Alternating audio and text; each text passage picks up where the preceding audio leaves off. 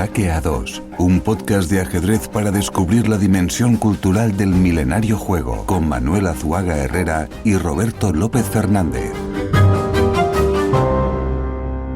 No hemos puesto todavía en ChatGPT qué es Hackeados. No lo hemos hecho. No. ¿Quiere que lo haga? Sí, por favor. Pero en directo. Sí, claro. Pase esto lo que tenga que pasar. Sí, pase. Venga, pues vamos allá. Voy a poner ¿qué es Hackeados? ChatGPT, la inteligencia artificial habla. Venga, a ver. Mira, ya aquí, primer resultado. Dice Hackeados es el nombre de un podcast dedicado al ajedrez donde se habla sobre este juego desde diferentes perspectivas. Bien, ¿no? Bien. El podcast aborda temas como partidas, estrategias e historia del ajedrez, así como noticias y curiosidades relacionadas con el mundo del ajedrez. Muy bien. A menudo los episodios cuentan con entrevistas a jugadores de ajedrez expertos y comentan sobre eventos importantes del ámbito ajedrecístico. Dice mucho la palabra ajedrez, ¿no? Continuamente, ¿no? Sí. Se nota que la inteligencia ahí tiene que afinar. Sí, es artificial. Y dice, el nombre Hackeados hace referencia a la jugada de ajedrez conocida como jaque, Anda, en la mira. que un jugador pone al rey del oponente en una situación de amenaza directa. Y el 2, atención, dice, hace alusión a que el podcast es realizado por dos personas. ¡Vamos! Y de generalmente los conductores o presentadores del mismo. ¡Ole! Gracias, ChatGPT. Acaba de descubrirnos de qué va Hackeados. ¿En serio dice eso todo? Te lo juro, no, si es que lo he puesto, a lo mejor si lo vuelvo a poner, Sale otra cosa. sale otra claro. cosa. Pero... Bueno, póngalo, que salga otra cosa, pero no la diga. Y No. empezamos, ¿vale? Venga, Venga. voy a ello. Pero un segundo.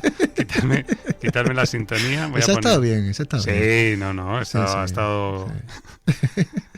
Menos mal que no somos tres, si no... Bueno, pues ya, lo pongo que es Hackeados Podcast. Le doy, pero no lo digo. Ya Venga, está. no lo diga.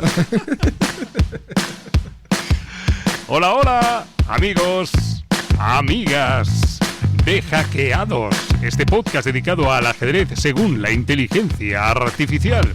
Con todos ustedes una inteligencia muy natural, el maestro Azuaga. ¿Qué tal, Azuaga? ¿Cómo está? Bien. No sabía yo que ChatGPT nos tenía tan fiscalizados y Sí. que nos considera seres humanos, ¿eh? Sí, bueno, en fin. Muy bien. Venga, vamos al lío. No nos enrollemos más y cuéntenos qué tenemos en el menú del programa número 56. Vamos a hablar de Mikhail Botvinnik, el patriarca del ajedrez y del martillo, ¿no? De esa Unión Soviética, porque el reinado de Botvinnik, digamos que da comienzo a la hegemonía soviética de campeones del mundo, ¿no? Uno cuando habla de ajedrez, Sí. campeones siempre son soviéticos, ¿no? Sí. Todo empezó con la leyenda y el relato de Botvinnik. Vale, hoy peones y martillos. Bueno, ¿y qué más tendremos hoy? Aquí tendremos en Roque Corto. Vamos a hablar con un tipo polifacético, simpático, Sí. Juan Ramón Jerez, Sí. o Jerez, ahora luego le preguntaremos, director de Ideas Deportivas Canarias, un tipo que ha llevado el ajedrez a las escuelas, a las cárceles, que incluso, fíjese, que hizo ajedrez y yoga. O sea que luego le podemos preguntar. Sí, un ¿vale? tipo hiperactivo y Total. fantástico. Vale, y bueno, biblioteca, ¿no? Biblioteca de Caixa. Claro, Vale. 2 nuevos títulos, uno clásico, otro contemporáneo y un cierre de lujo en la gran diagonal que le va a encantar porque vamos a tener el saludo y la pregunta del gran maestro Carlos Matamoros. Carlos Matamoros en la Gran Diagonal. Vale, ¿y ya? Y ya. Bueno, y luego la pizca de naturalidad. Claro. Bueno, y vamos a iniciar otro sorteo. Ah, Eso que- no se lo he dicho. No, Pues luego se lo cuento. Ya está. anda, Sí, tenemos otro. claro. ¿Otro librito? Sí. Muy bien. Vale. Bueno, pues nada, fenomenal. Venga. fenomenal. Bueno, pues esto es Hackeados, es el programa número 56 y lo que va a continuación, como siempre y como no, es, amigos y amigas, cuentos, jaques y leyendas.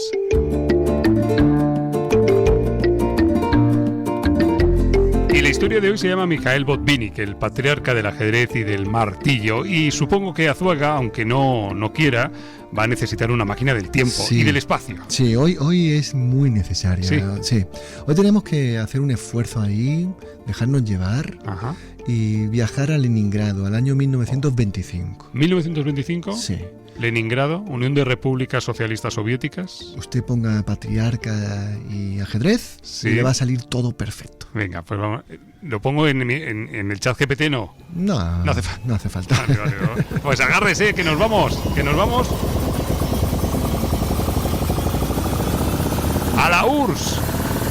¡Vamos!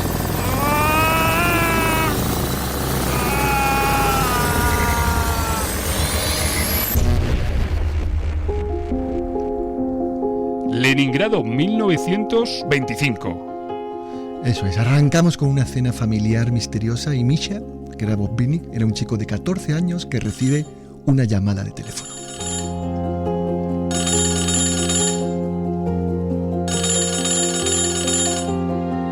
Привет, я могу прочитать любой текст, который вы здесь напечатаете. Bueno, al otro lado del auricular acabamos de oírlo, el mensaje ha sido muy directo, ¿no? Mañana vas a jugar contra Capablanca en una simultánea. Capablanca, ojo, mayúsculas, que en 1925 ya era campeón del mundo. Exacto, ¿no? Y entonces el chico le pregunta a esa voz que no conoce que si podría llevar como invitado también a su hermano, ¿no? Misha el pobre con la ingenuidad de un chico, ¿no? Claro. Al día siguiente Misha se viste con una camisa nueva marrón que la madre le ha comprado para la ocasión y no hace tanto esta misma madre, que ahora está muy solicitada, se enfadaba, ¿no? Cuando veía a su hijo delante de un tablero. ¿A quién quieres parecerte? A Capablanca, le gritaba, ¿no? Bueno, pues ahora iba a jugar contra él. Y la exhibición es un espectáculo sin precedentes. Veo, maestro, que en esta exhibición hay 30 jugadores locales y Misha es el más joven de todos ellos. Exacto, ¿no? Y Capablanca concede 8 empates, pierde 4 partidas solo y una de esas levanta al público de sus asientos. Por supuesto es la de Misha, el campeón del mundo aún un poco aturdido. Dice aquello de que este chico juega con la confianza de un maestro y que llegará lejos, ¿no? Ajá. Bien, pues el hermano de Misha sonríe con orgullo, ¿no? Por haberlo acompañado, Claro. y aún no sabe que el pequeño Misha, Mikhail Botvinnik, se convertirá en el primer campeón ruso de la historia, en el patriarca indiscutible del ajedrez soviético. Qué buen arranque. Tengo aquí anotado, maestro, que la vida, obra, figura y sombra de Botvinnik son inabarcables, que además es un personaje tan monumental como controvertido, tan querido como odiado, aunque es absolutamente indiscutible en el tablero. ¿Cómo se ¿Cómo me la voy a apañar, no? ¿Cómo nos vamos a apañar Sí. para meterle mano o el diente a esta historia de Botvinnik Difícil, tan difícil. compleja? Sí, va a ser complicado, ¿no? Va a ser complicado, pero bueno, para entender su legado y para poner contexto, que esto siempre viene bien, a todo lo que representa Botvinnik para la historia del juego ciencia, a mí me gustaría que los hackeados, bueno, al menos lo anotasen para poder leer sus memorias, ¿no? Unas memorias que se llaman Alcanzar la meta, que escribió Botvinnik en el 78.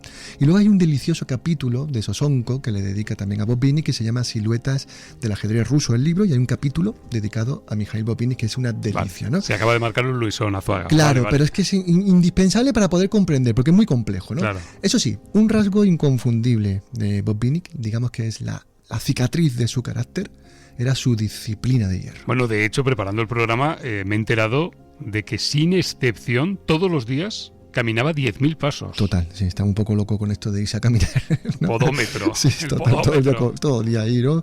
Bueno, se parecía a un expresidente, ¿no?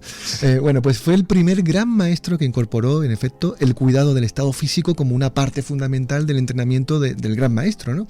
Mikhail presumía de no haber fumado nunca, de no haber tomado alcohol, se imagina también lo que sigue, de que, bueno, durante las partidas, pues tomaba café, zumo de grosella negra con limón y chocolate, eso sí, el chocolate era su droga, ¿no? Y quizás yo creo que lo tomaba un poco para endulzar su mal temple. Hablan algunas biografías de incorregible aspereza.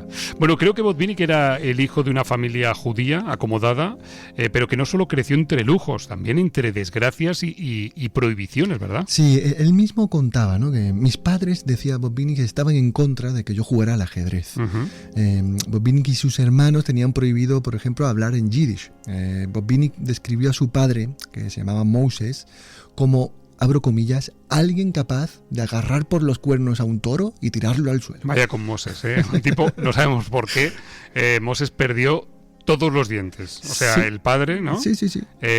Insisto, no sabemos por qué, pero Sí. diciendo esto de que era capaz de agarrar a un toro y tirarlo al suelo, perdió todos los dientes, en fin. Sí, vale. en realidad no fue una riña, hasta donde sabemos parece que fue un extraño envenenamiento, ¿vale? Ah. Bueno, entonces el tipo, ¿no? El padre de Botvinnik decide que se va a convertir en mecánico dental, ¿no? Y así fue como conoce a Shifra, que era dentista, con la que se casó y formó una familia. Vivían todos en la calle más elegante de la ciudad, en una casa de 17 habitaciones con criada y con cocinera. ¿Ha dicho 17 habitaciones? Sí. 17, un poco como su casa, ¿eh? Sí, sí, o como la casa de la Preisler, ¿se acuerda, no? Sí, sí, total. Bueno, pues hasta aquí el cuento parece como que está pintado al óleo, ¿verdad? Todo muy bonito, tal. Pero a partir de 1920 pasó un poco a carboncillo, ¿vale? Bob Binnick tenía 9 años cuando su padre los abandonó para casarse con una mujer de la nobleza. ¿Ha visto cómo no me caía bien este hombre? Me ha empezado a no caerme bien el tipo. Sí, tampoco, ¿eh? Bueno, Misha lo pasó fatal, ¿no? Imagínese. Y años más tarde escribió, abro comillas, fuimos muy pobres, mi madre estaba enferma, mi padre nos daba 120 rublos mensuales, una suma muy, pero que muy modesta. En aquellos momentos, fíjese Roberto, que Bob Binnick aún no había entrado en contacto con el juego del ajedrez. Pues vayamos justo a ese punto, maestro, al momento, a la carambola de la vida que propició que Misha, o sea, Bob Binnick, conociera por primera vez el noble juego. Cuéntenos. Bueno, pues fue un tipo llamado Lenny Baskin, un amigo de su hermano, el hermano siempre presente en este relato, quien le enseñó a mover las piezas, ya con 12 años, ¿no? Luego vino todo de golpe, una ascensión meteórica, como contaremos más tarde, y Bob Binnick daba la talla de un joven que asombraba por lo metódico y por la profundidad de sus análisis. Podemos volver a decir que era un muchacho disciplinado. Era un buen yerno, ¿no? Sí, total. Tal cual, ¿no? Buen niño. Sí. Vale. Bueno, lo admirable de Bob Binnick fue que en sus inicios no tuvo entrenador y él lo aprendió todo de los libros, ¿no? En Leningrado, fíjese que había un entrenador, Romanovsky, que se había convertido como una especie de preceptor de nuevos talentos, y Romanovsky quería darle clases, ¿no? Pero Bob Binnick se negaba, ¿no? Él decía, yo no voy al club de los alumnos, ¿no? Eso lo aborrezco, ¿no? Y en general, las relaciones con Romanovsky me son difíciles, ¿no? Reconocía a Misha. Leo por aquí que con solo 20 años logró el primero de sus 6 títulos nacionales, una gesta sin precedentes, y que en su camino autodidacta, repetimos, Bob Binnick fue ganando fama de jugador huraño. Sí, un poco estirado a lo mejor, ¿no? Sí, un poquito. Un poquito embarado. De los que te saludan por la mañana con las cejas, ¿no? Dice, ay, no por no llamarle maleducado. Sí, vale. yo creo que sí, Ya no está. sé. Bueno, hay que subrayar que Misha fue simpático también a su manera, ¿eh? Entonces, bueno, con quien quiso y como quiso, ¿vale? Ya. Maleducado. Sí, exacto. Bueno, fiel al régimen comunista, Misha, Bob Binnick, pronto se convirtió en el estandarte del ajedrez soviético, y Nikolai Krylenko, que era el hombre al que Stalin había encomendado la tarea de hacer del ajedrez una seña de identidad patriótica, encontró en él, ¿no?, el modelo perfecto del prohombre comunista, ¿no? El hijo del pueblo al que todos deberían convertir en campeón del mundo. Ni más ni menos, ¿Y qué más? Bueno, pues en 1933 Bob Binnick viajó a Checoslovaquia para enfrentarse a Salomon Flohr, uno de los jugadores más fuertes del continente, y hasta entonces ningún ruso había competido fuera de los dominios de la Unión Soviética. Pero con Misha, digamos que hicieron una excepción. Esto creo que ha salido en más capítulos, ¿no? Pero me parece como muy loco, muy flipante, ¿no? Que siendo los mejores jugadores, los mejores, sí, me van a perdonar, los putos amos del ajedrez, totalmente, no podían salir del territorio soviético. Sí, pasaba en todos los ámbitos, ¿no? De la cultura sobre todo, y también en el ajedrez, ¿no? Sin embargo, como estamos contando, con Bob Binnick el Kremlin quería medir la verdadera naturaleza combativa, ¿no?, que tenía el chico, ¿no? Y Bob Binnick no defraudó, la verdad. Hizo tablas tras 12 partidas en esta ocasión con Salomon Flohr, y puedo imaginar el rostro ahí de hiena casi, ¿no?, de Krylenko, ¿no?, este tipo al que le había encargado Stalin, ¿no?, muy satisfecho por haber elegido a Misha, al nuevo hombre soviético que estaban buscando. Perdóneme, maestro, la digresión, pero es que estoy leyendo que poco después de lo que está contando, Bob Binnick conoció a la bailarina Gayan Davidovna, quien se convirtió en el amor de su vida, una morena ardiente, leo textualmente, de ojos negros, esbelta y elegante. Misha le pidió matrimonio, aunque le advirtió de que los hombres en su familia se quedaban calvos muy pronto. Y también le habló del carácter insoportable de su madre como futura suegra. Pero qué maravilla, ¿no? En fin, esto es la mejor manera de venderse, Ya sabemos de dónde viene el carácter de Bob Binnick, ¿no? Bueno, a Ganoshka, aquellas ocurrencias, que era la bailarina Ganoshka, ¿vale? Aquellas ocurrencias debieron hacerle gracia porque se entregó en cuerpo y alma a la causa ajedrezada de Botvinnik. Tuvieron una hija llamada Olga y esta hija muchos años más tarde echó la vista atrás y recordó pasajes muy íntimos, ¿no? Muy reveladores de la familia, ¿no? Decía de su madre que ella amaba mucho a su padre, que lo trataba con un cuidado conmovedor, que diseñó, no sin humor, un plan de clases del chico más inteligente del mundo. Misha Botvinnik.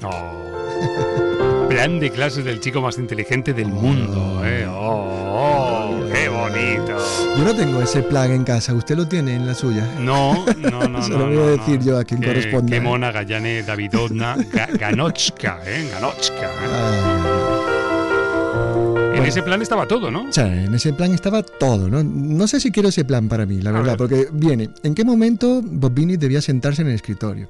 ¿Cuándo debía caminar? Sí. ¿Cuándo ir a la cama? ¿No? O sea, no sé, me arrepiento un poquillo de quererlo, ¿eh? Disciplinado. Sí, total. Bueno, Ganochka además acompañaba a Botvinnik a los torneos y en casa ella ponía la radio a todo volumen, a veces pasaba la aspiradora a un lado del tablero del entrenamiento, colocaba un cenicero y fumaba 2 o 3 cigarros encendidos, y el objetivo, Roberto, no era otro que el de simular todas las condiciones reales de una partida, porque ya sabe usted que muchos de los rivales de esa época, claro, muchos de los rivales de Misha, hacían ruido o fumaban mientras jugaban.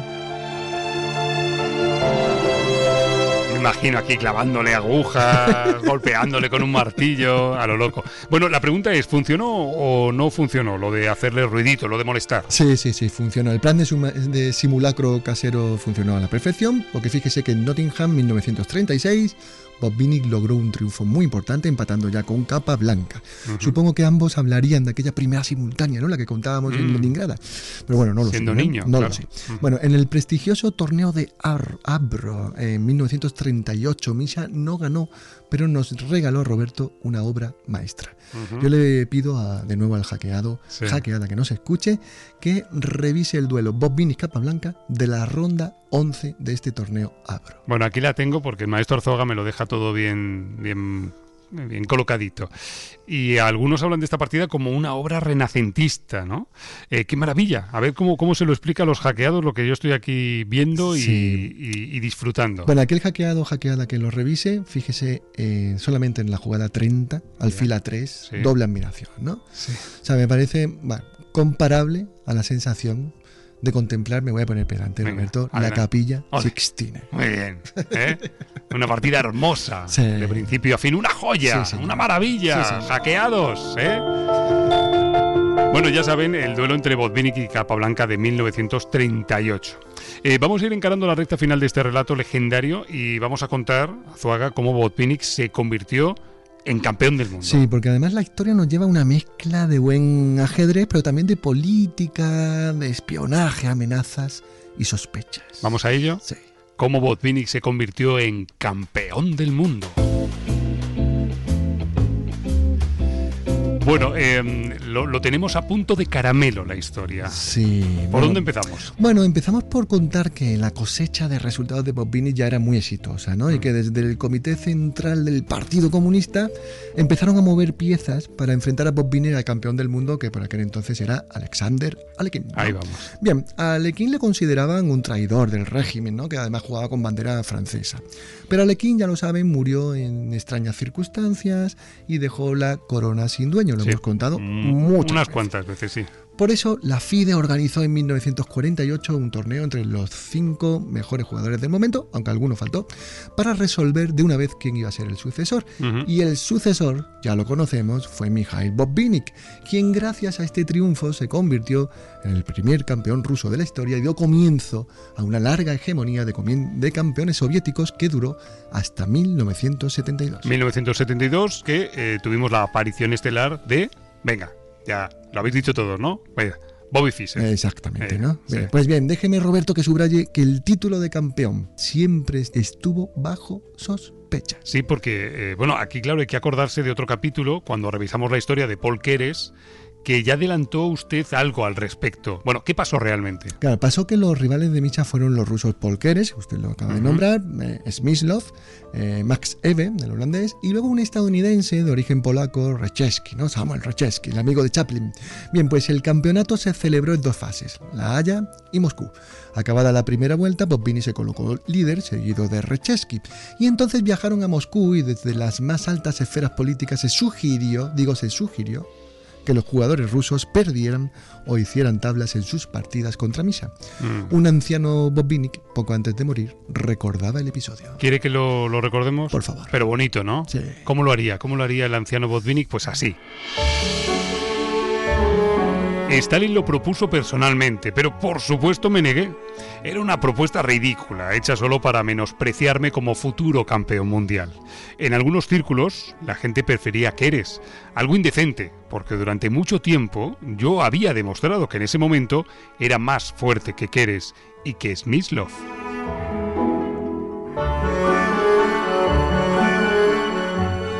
Bueno, pues que Botvinnik diga lo que quiera, pero la KGB dio la orden. Y aunque también es cierto que Botvinnik era el mejor, ¿vale? Es decir, que las dos cosas son compatibles.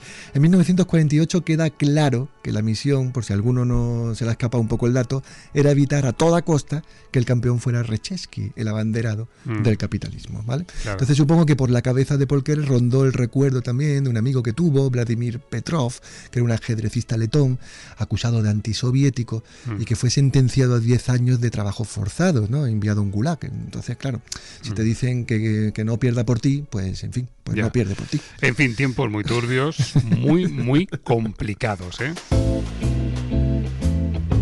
Marzo de 1951, Botvinnik sí que revalidó su título de campeón mundial, ¿verdad? Sí, empató contra Bronstein en otro duelo de intrigas, de amenazas, de gabardina, y Bronstein dijo aquello de que no tenía interés alguno en vencer, de algún modo me frené a mí mismo, pero sigue por ahí coleando la sospecha de qué pasó, ¿no? Más tarde Botvinnik perdió el título contra Smyslov, lo recuperó, después le ocurrió lo mismo con Mikhail Tal, después otra vez se redimió, es decir, fue tomando y perdiendo el título, pero al final su reinado, si no consideramos estos intervalos, fue un reinado largo que duró hasta 1963, cuando ya cayó derrotado a manos de Petrosian, que era, ya sabe, el máximo exponente del estilo ultradefensivo. Si no me equivoco, y arrebatada la corona, y creo que esto es muy importante, Botvinnik creó una escuela de tecnificación por la que pasaron muchos jóvenes ajedrecistas de la época. Y para que os hagáis una idea, por eso digo que esto es realmente importante, Botvinnik creó esa escuela y por esa escuela pasó la doble K, Karpov y Kasparov, ¿verdad? Totalmente, ¿no? Por ahí pasaron los mejores jugadores, ¿no?, del planeta, incluyendo a la doble K, ¿no? Tal cual. Bueno, pues por eso se le conoce precisamente a Mikhail Botvinnik como el gran patriarca del ajedrez soviético, una leyenda que falleció en Moscú el 5 de mayo de 1995 y hoy tocaba en Hackeados que honráramos su memoria y sus partidas. Así que, Roberto, si no encontramos cómo hacerlo, podemos preparar un zumito de grosella negra con limón, salir a caminar o tomar chocolate, mucho chocolate. Venga, me quedo con lo del chocolate. Venga, vale. Qué bueno, y hasta aquí nuestro capítulo de hoy, este Cuentos, Jaques y Leyendas. Hoy la historia de Mikhail Botvinnik, el patriarca del ajedrez, del martillo y del chocolate.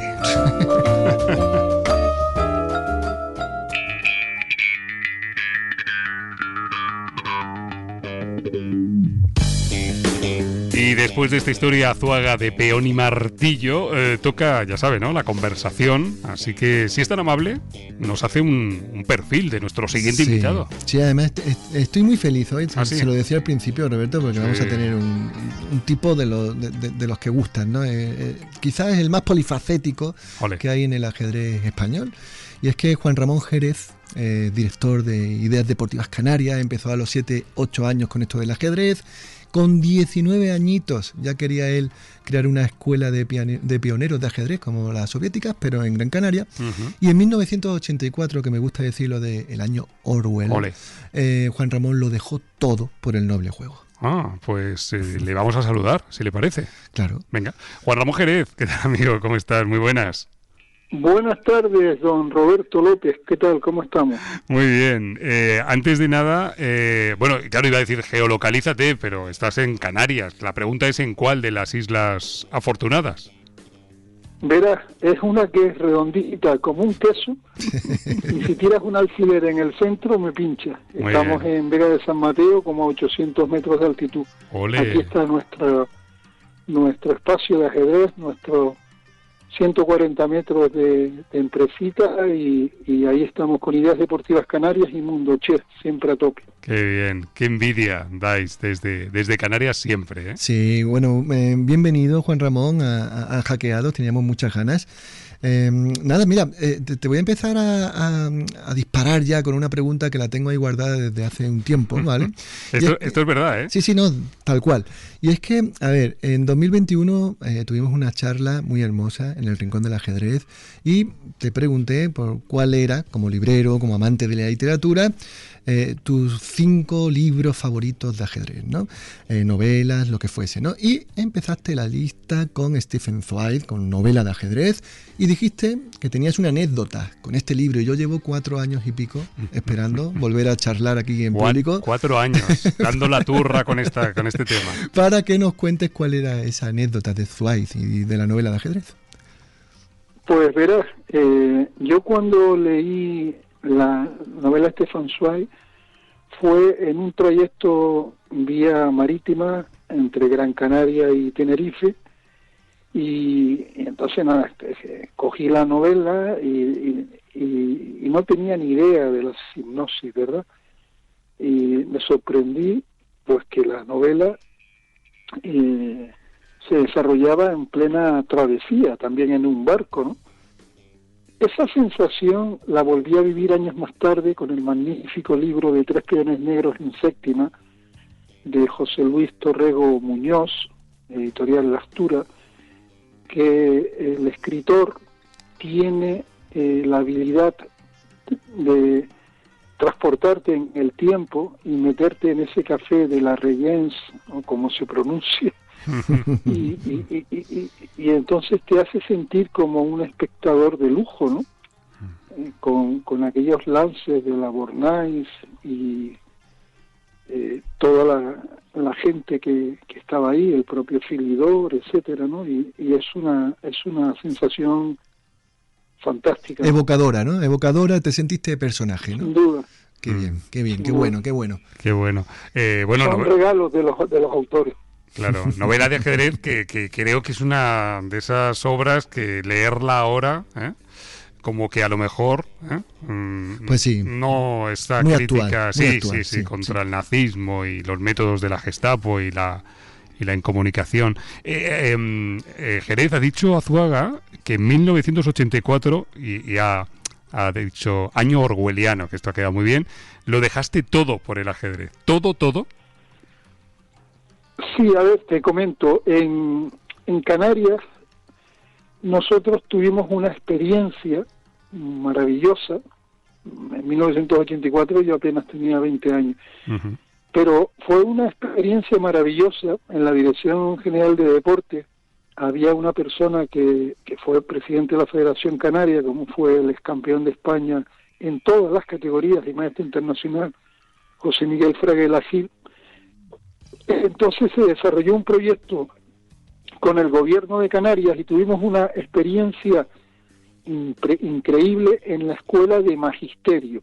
Básicamente lo que hacíamos era preparar a los alumnos de segundo de magisterio, es decir, los futuros maestros de educación infantil y primaria, ¿verdad?, para que incluyeran el ajedrez en el currículum. Ese era un proyecto en España original, único y maravilloso.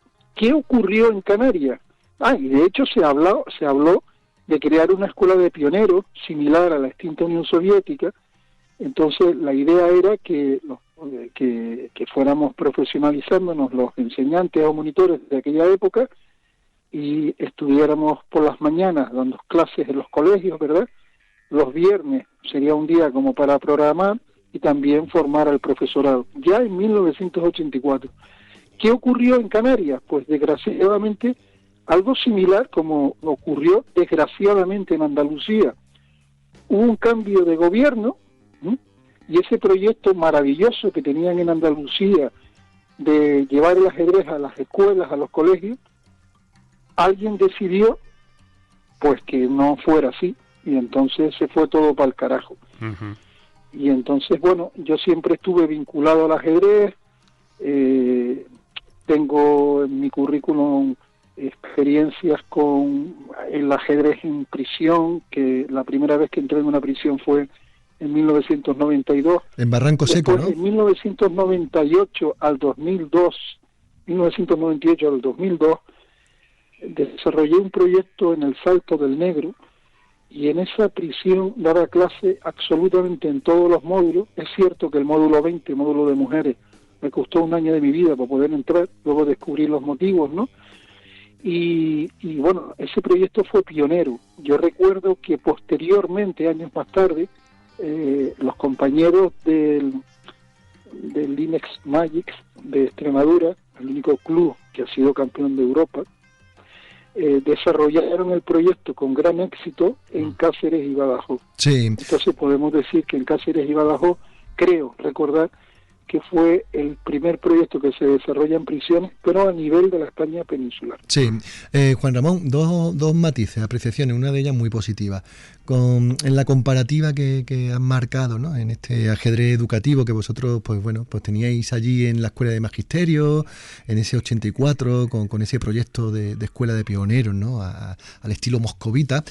Hacían la comparativa con Andalucía. Tenemos la buena noticia, que hay que contarla todavía en susurro, de que lo vamos a recuperar y de que, bueno, al final, pues bueno, vamos a tener partida de nuevo en el ajedrez educativo andaluz. Ojalá. Sí, lo tendremos.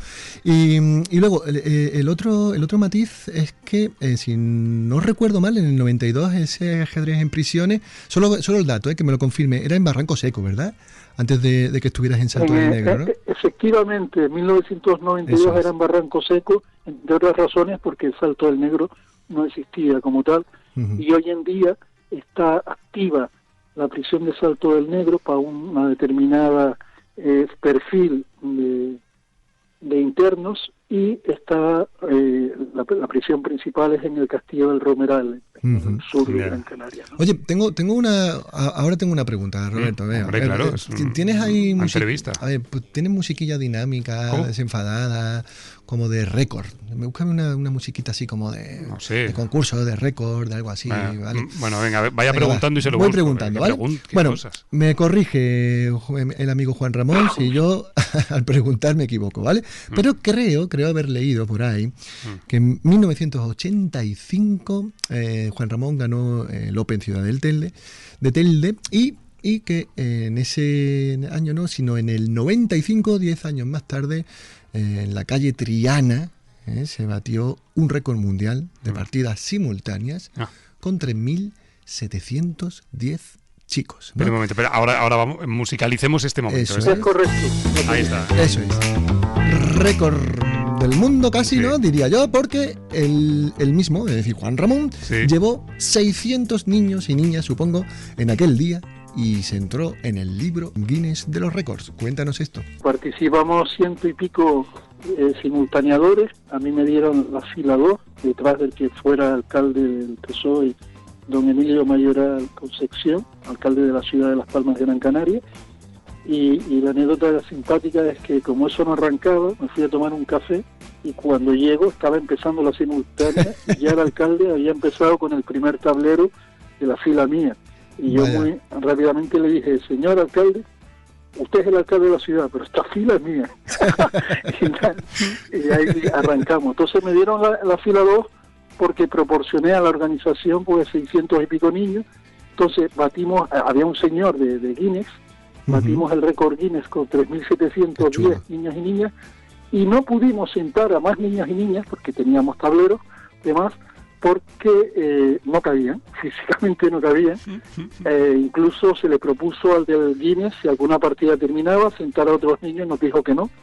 Y bueno, pero así todo, batimos el récord, que luego, un tiempo más tarde, sería la ciudad de Bilbao quien batiría el nuevo récord Guinness, para posteriormente batirse en La Habana, Cuba, Si no recuerdo mal, sentaron a 10.000 criaturas, ¿no? Qué bueno, qué bueno. Barbaridad. Yo como no tengo tantos chicos y chicas jugando al ajedrez, lo que suelo hacer de vez en cuando, y me doy así el gustazo, Roberto o Juan Ramón, es que cojo el libro de Guinness, que lo tengo en casa, y lo meto en la licuadora. Eso sí lo hago.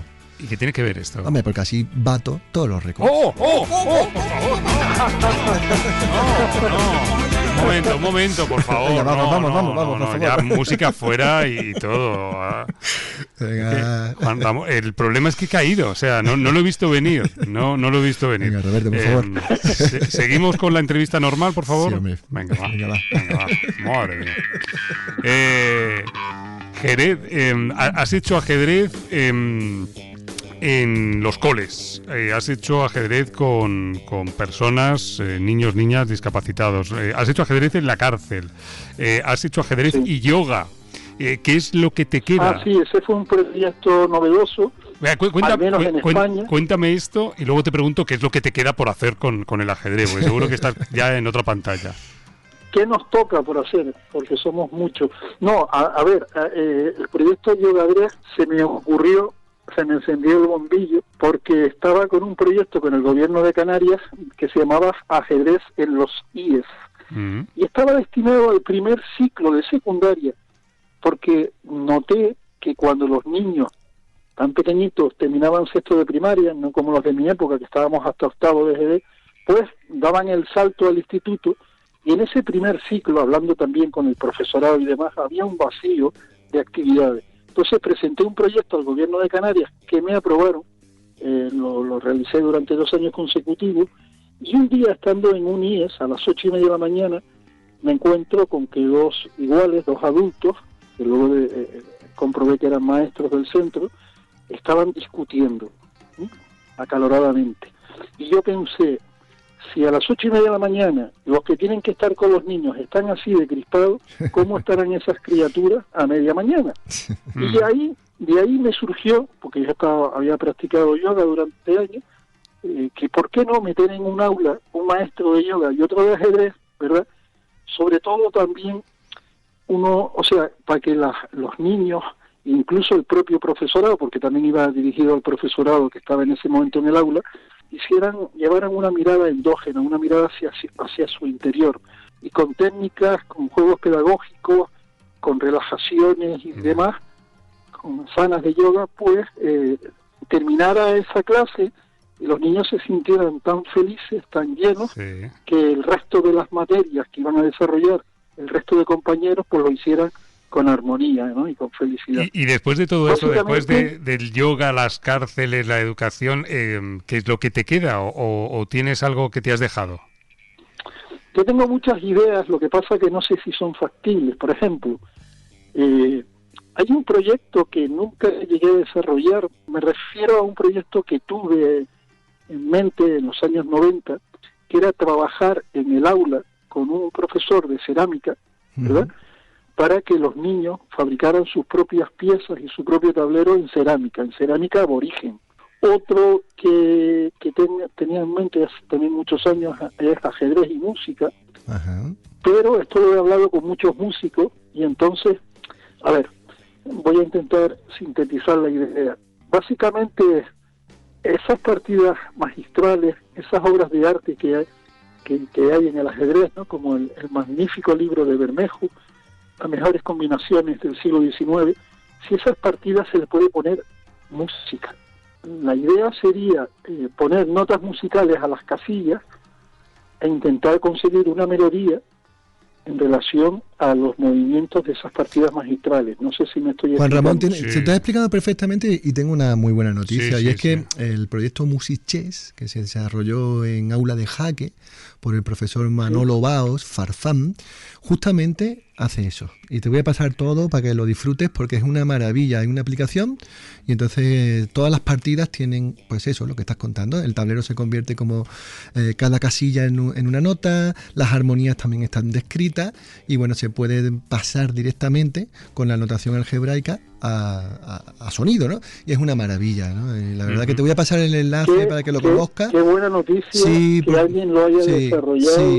Qué maravilla. Es una pues me alegra un montón. Sí. No lo conocía. Música, ajedrez, yoga, lo que quieras. Bueno, antes de que nos tomemos un café, que estamos a puntísimo, ¿nos dices cómo te pueden seguir? Es decir, aquel que necesite leer sobre ajedrez, no sé, cualquier libro que puedas recomendar. ¿Dónde está Juan Ramón Jerez? Juan Ramón Jerez siempre tiene el móvil disponible, el móvil es público. Vale. No, es cierto, porque muchas veces, bueno, ahora ocurre menos, pero recibí llamadas a las 2 de la mañana, bueno, el otro día me llamaron a las 3 menos 10. Casualmente estaba leyendo, yo soy un hombre, un noctámbulo, ¿verdad? Me gusta mucho leer, sobre todo en horas nocturnas. Estaba leyendo, entonces cogí el teléfono, así fueron las 10 de la mañana. Hola, mira, te llamo de Piura. Hombre, de Piura, Perú. Entonces, claro, le nombré enseguida en Piura a un buen cliente que tengo, coleccionista de libros y demás, y se mantuvo una grata conversación hasta las 3:30 más o menos de la madrugada, pero yo en ese momento no le dije nada al señor. Otro día, sí le escribí, le dije que me había llamado a tal hora, pero que no se preocupara, pero que tuviera en cuenta, no sé si son 5 o 6 horas de diferencia que tenemos con respecto a España, ¿no? Pero bueno, anécdotas de esas hay montones. Entonces, yo soy una persona facilona, me puede llamar cualquier persona, y con referencias a los libros, va a sonar mal, pero me da igual. A ver, los dos libros editados por Renacimiento, que un tal Manuel Azuaga escribe sobre las crónicas, creo que en periódicos malagueños, hay que empezar por el primero. Luego el segundo, eso es una maravilla, maravilla. Esos son libros, por ejemplo, si quieres sustituir una siesta, que es algo muy español, te aseguro que lees un par de historias, de 2 en 2 para que no lo termines tan rápido, y haces una digestión maravillosa. Gracias, Juan Ramón, gracias. Está ensanchando a Azuaga y no va a entrar No, porque sé que Juan Ramón me lo dice de corazón. Bueno, un honor, no, pero es que es honor. verdad, o sea, sí. No, pero es que es totalmente cierto. Después, Los talentos olvidados del ajedrez, con prólogo del desaparecido Miguel Ángel Nepomuceno. Sí, amigo Nepo. Me parece el extraordinario libro de Javier Cordero. Me gustó mucho un libro que es muy conocido, que es de Peretti, que se llama La humanidad y el ajedrez, de editorial Certeza, editorial Mañica. Recientemente, Entre damas, de M de Mujer, el sello sevillano de M de Mujer, de la jugadora María Goñi, que, ojo, fue campeona del mundo de aficionadas, ¿verdad?, en el año 2000, la jugadora riojana. Entre damas me parece una novela brutal.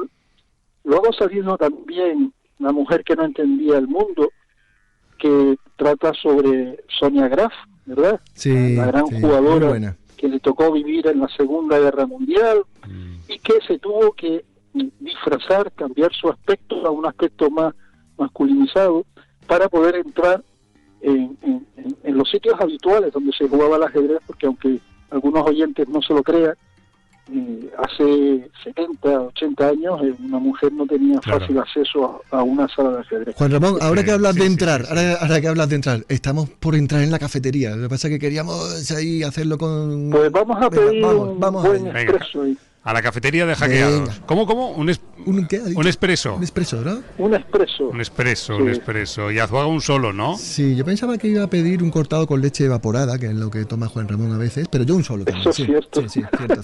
Cónchale, qué bien informado estás. Sí, chico. No lo suelo encontrar, pero en Málaga se puede pedir un café con un crema, creo que le llaman. Sí, aquí tenemos 8 tipos de café, esto es una locura. Vale, yo voy preparando los cafés y Azuaga te explica lo siguiente, venga. Sí, bueno, conoces bien el cuestionario Blitz, esto ya sabes, ¿no? Las preguntas las estamos poniendo últimamente bastante difíciles ya, porque estábamos cansados de tanto aplauso, ¿no? De hecho Luisón se llevó un sonoro abucheo.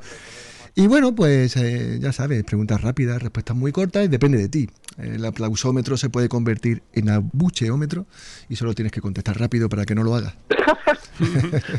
¿Estás preparado? Sí. Pues venga. Sí. Vamos. Bienvenidas a nuestro cuestionario Blitz de Hackeados, el modo más absurdo, ¿por qué no decirlo también, el más divertido de ganar enemigos? Hoy en la silla de tortura radiofónica, señoras y señores, nuestro amigo Juan Ramón Jerez.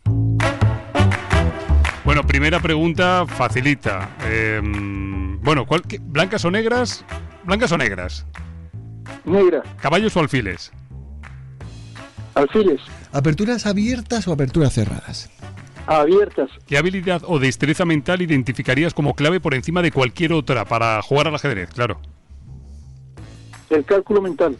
¿Qué línea teórica, con blancas o con negras, te ha dado más alegrías? La apertura del cambio de la variante Ruiz López o española. Vale. ¿Qué cosa no te gusta o directamente odias del ajedrez? Si es que hay alguna. Que hagan ruido mientras jugamos.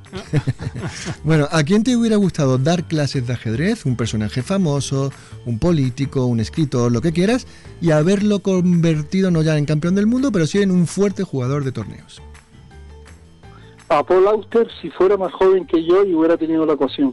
Vale, última partida en el Mundial y me tienes que dar un consejo, ¿vale? Tienes que elegir uno de los tres. Duerme todo lo que puedas, estudia todo lo que puedas o diviértete y desconecta todo lo que puedas. Dame un consejo para la última partida del título del mundo. El 1 y el 3. ¿A qué época histórica del ajedrez te gustaría viajar para ser testigo de lo que allí acontece? Siglo XVIII.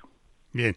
Espera, va bien, ¿no? Sí. Vale, por ahora vas bien, Juan Ramón, sí. por ahora vas bien. No lo sé. Venga, seguimos. ¿Crees que veremos una nueva teoría del ajedrez gracias a la IA, a la inteligencia artificial? ¿Y tú crees que, si es así, cambiará por completo nuestro conocimiento? Totalmente de acuerdo. Vale, penúltima pregunta. ¿Cuál es tu lugar refugio? ¿Dónde acudes? ¿A qué casilla cada vez que puedes?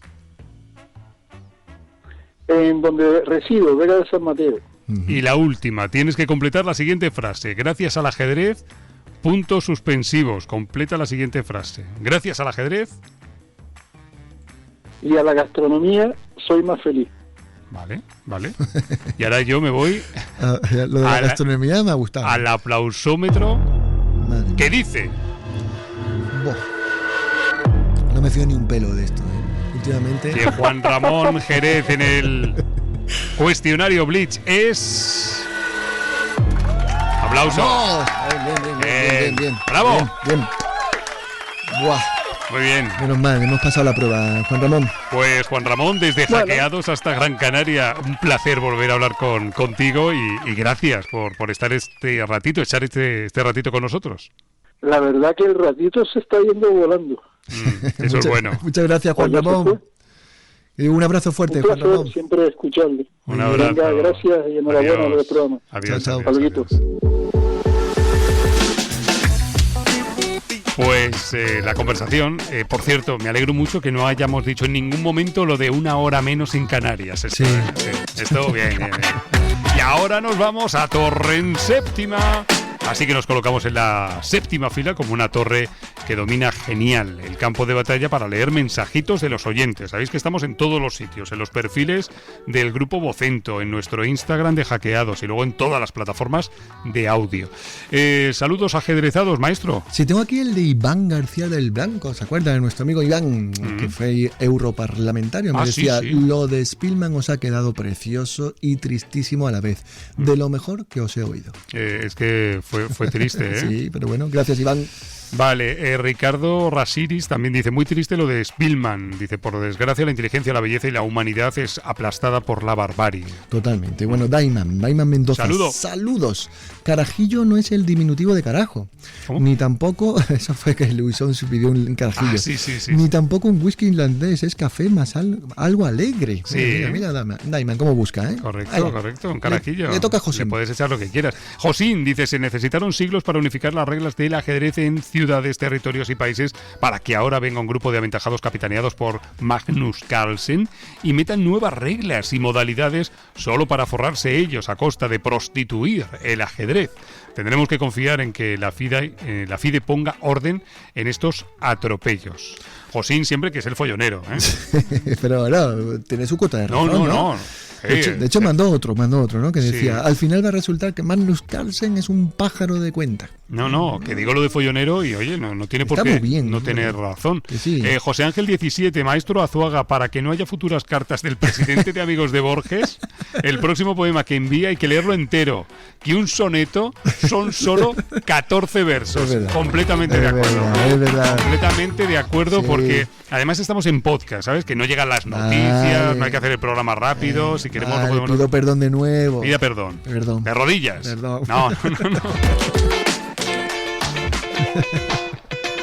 Y ahora el diario del mejor, Tartacower.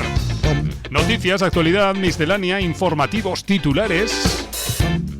Ajedrez enigmático. Claro, 27 de marzo. Voy a recordarlo mucho. Venga. Miguel Santos. Correcto. Analista de Fabiano Caruana, Sí. que es número 2 del mundo. Sí. Y va a estar por aquí por la Térmica, en Málaga, Centro de Cultura Contemporánea, el 27 de marzo a las 6 de la tarde. Conversaremos con él, nos contará algún que otro secretito para mejorar nuestro ajedrez. Bien. Y ya de paso se enfrentará en duelos directos de 3 minutos a todo aquel que se anime a venir. Muy bien. ¿Cuánto cuesta? 0. ¡Oh! 0. Ese es el mejor reclamo. Usted diga, es gratis. No me gusta eso. No, Fíjese. ya lo sé, pero nada. Segundo titular, sorteo. Sí. ¿Cómo? ¿Sorteo de otro libro? Claro. ¿Entrena tu mente? Aquí lo tengo, Entrena tu mente, de Don Miguel Illescas, el gran maestro. Bueno, vamos a tirar estamos de sorteo en sorteo, tirando Sí. la casa por la ventana. Esto Correcto. no tiene ningún sentido, pero bueno. 2 libros, no uno ya. 2 libros, como nuestra parejita de alfiles, Sí. que nos regala para nuestros oyentes, RBA, la editorial, y Miguel Illescas, que para eso es amigo, ¿no? Vale. Bueno, muy pendientes a Instagram, ¿no? Sí. Vamos a poner por ahí siempre, pues bueno, la manera de participar, muy sencillita. Y usted tiene ahí lo que tiene el libro, ¿no? Lo tiene, ¿no? ¿Qué quiere? ¿Que lo lea? No, bueno, todo. no sé, no, Dice todo no. crucigramas, Crucigramas, sudokus y sudokus. otros pasatiempos clásicos con temática ajedrecística. Se combinan en este libro con problemas de mate, partidas famosas, originales, ¿Qué está sonando por ahí? Cabezas. Está sonando la gente que ya está aquí ocupada, craneando. Ah, vale. Craneando. Espera, que no sé, me parece que estaba hablándome la inteligencia artificial, ¿eh? Por debajo del ordenador. Lo he parado, vale, ya está. Vale. No, perdón, discúlpame. Bueno, el libro de Miguel Que está muy bien, Illescas, que está muy bien. 365 juegos y pasatiempos Sí. de ajedrez, entrena tu mente y lo vamos a regalar, así que pendientes a nuestro hackeados, nuestro Instagram, que por cierto, ya regalamos el otro libro, Sí. el de Mayra Montero, y le tocó a Medusa Jazz. Sí, ya Bueno, estamos ya en está, ello. dicho. Estamos en ello. Vale, ya está. Muy bien, vamos al otro. Sí, vamos al lío, ¿no? ¿No? ¿Qué toca hoy? Biblioteca, ¿no? La biblioteca de Caixa. Pues venga, vamos. El momento de una recomendación literaria. No, una no. 2. Azuaga, Un par. ¿quiere decir algo antes de...? Sí, yo quiero decir que Luisón siempre tiene un par. Bien. Está gracioso, Azuaga. Sí, oye. sí. Venga, vamos a ver si Luisón le gana en humor, en Venga, sentido va. del humor. Venga. Venga, va. En la biblioteca de Caixa hoy tenemos 2 recomendaciones de 2 auténticas leyendas del ajedrez. Por un lado, el libro clásico que recomiendo hoy es El arte del análisis del gran maestro neerlandés, bohemio y uno de los mejores jugadores del mundo en los años 80, Jan Timman. Explicaciones claras en esas partidas comentadas, algunas de ellas jugadas por él, con mucho texto, mucha explicación para entender bien lo que ocurre, más que puras variantes de ajedrez. La recomendación del libro actual acaba de ser publicado por RBA, del gran maestro y auténtica leyenda también del ajedrez español, Miguel Illescas. Entrena tu mente, una serie de ejercicios, de problemas, de crucigramas, de pasatiempos relacionados con el ajedrez para mantener en forma a las neuronas, que falta nos hace, sobre todo a algunos. Bueno, no es por nada, Roberto, no, pero la casualidad, ¿no? Me ha gustado mucho más cómo lo ha descrito Luisón que Sí. cómo lo ha hecho usted, ¿eh? Sí, ¿cómo? Sí. Bueno, ha sido una recomendación tremenda, top. Sí. Madre mía. ¿Qué le pasa hoy? Está especialmente gracioso, Sí, chistoso y jocoso. chistosete. Voy a buscar un chiste para el final del programa. Desde Voy a buscar un que chiste. me robaron Facebook. Ya lo veo. Ay. Y ahora la gran diagonal. El saludo de un personaje del maravilloso mundo del ajedrez. ¿Quién? Bueno, un gran maestro ajedrecista ecuatoriano, Carlos Matamoros, todo un tótem del ajedrez, del entrenamiento, y muy conocido, ¿no? por toda la afición. Ya le prometo, pero no sé cuándo, que estará por Hackeados. Y si es posible, aquí sentado. Hola, soy Carlos Matamoros y les quería mandar un saludo a los oyentes de Hackeados, a los que les quiero plantear la siguiente pregunta. ¿Qué 3 características tiene su jugador ideal? Yo digo las mías: el dinamismo de Tal, la comprensión de Carlsen y el desparpajo del deplorable. ¡Qué bien tirado! Todos los caminos conducen a Roma, ¿eh? Sí, oye, qué buena preguntita, ¿eh? Yo no sé cómo armar el puzzle ahí. ¿Cómo era? El señor Potato era el que... En nuestra infancia había un muñequito en Reyes que se le iba quitando la nariz. Señor Potato. ¿No? Señor Potato. Pues algo así tenemos que hacer con tres. Lo que pasa es que ahora no sé si llamará Mr. Potato o algo así. Como todo cambia de nombre. Bueno, vamos a pensar. Vale, ¿ya está? Ya está. Venga. Estaba pensando, digo, ¿qué chiste? Porque ha contado como 2 o 3 chistes hoy, ¿eh? Ay. Mira, este es uno que están en una sala de espera, ¿vale? Se imagina, una sala de espera, ¿no? Sí. Y hay un señor y dice, perdone, ¿el médico de cabecera va por número? Dice, no, van nombrando. Dice, no, qué gran actor. Van nombrando. Dice, pero no, que si va por número, no. Joder. Lo he contado mal y todo. O sea, lo he contado mal. Hoy no es mi día, ya está, me voy. Yo me voy, despide usted, yo me voy, adiós. Adiós. Bueno, hackeadas. Sin comentarios. Nos vemos la semana que viene.